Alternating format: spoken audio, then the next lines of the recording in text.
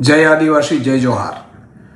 મિત્રો, ગઈકાલને જે ભગવાન બિરસા મુંડાની જન્મ જયંતિ હતી, જેમણે આદિવાસીઓ માટે એક મસીહા બની રહ્યા હતા, એ જન્મ જયંતિ નિમિત્તે બે દ્રશ્યો તમને ને મને જોવા મળ્યા. ચેતર વસાવા આદિવાસી સમાજનો હીરો બની ગયા છે. ચેતર વસાવા આદિવાસી સમાજનો અવાજ બની ગયા છે.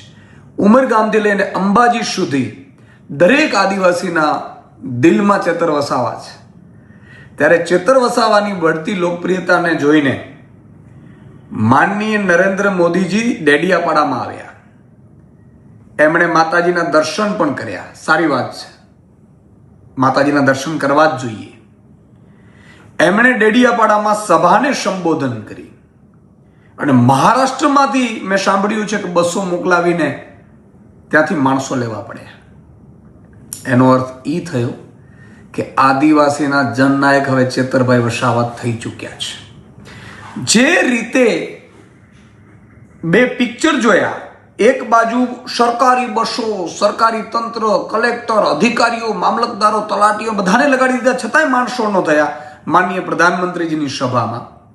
અને એક બાજુ સ્વયંભૂ ચેતર વસાવાના જે નેતૃત્વમાં એમની આગેવાનીમાં જે જયંતિ ઉજવવાનું નક્કી કર્યું અને લાખો લોકો જોડાયા, એ બતાવે છે કે આદિવાસી સમાજ જાગૃત થઈ ચૂક્યો છે.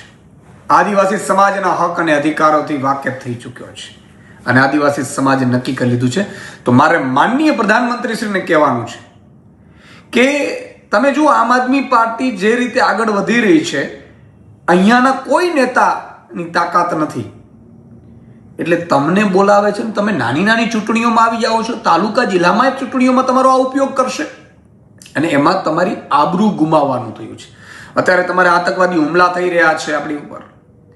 જે રીતે અત્યારે દેશમાં નાણાકીય કટોકટી સ્થિતિ સારી નથી.